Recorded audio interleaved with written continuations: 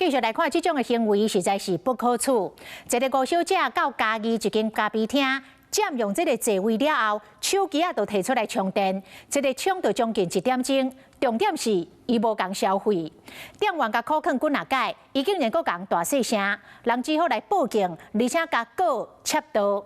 法院认为，伊窃盗的电力换算做电钱，虽然只4.7块，但是这个小姐一直唔认罪，双方嘛无达成和解，最后红判罚金2000块。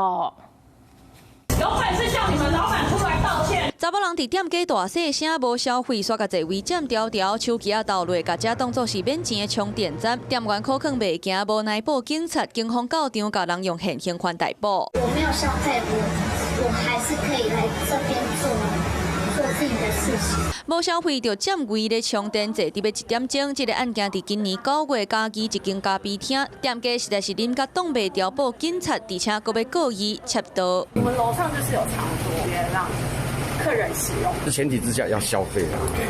询问了后，这个5姓查某人否认有窃盗，佮讲迄是公共场所，哪会袂当伫遐充电？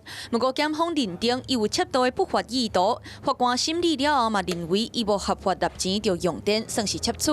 虽然算的电费4.7块，店家了无济，不过双方无达成和解，落尾就用窃取电零罪判处2000块罚金。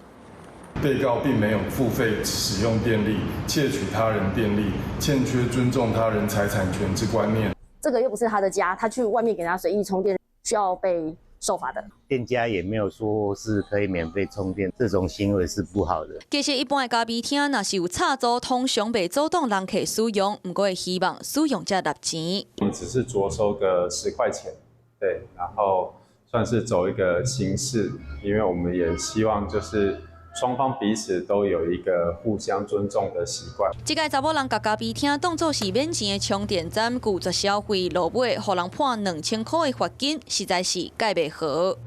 Hello， 我是蒋欣梅，想要抢先掌握最及时的新闻资讯吗？赶快订阅、按赞、开启小铃铛，锁定华视新闻 YouTube 频道。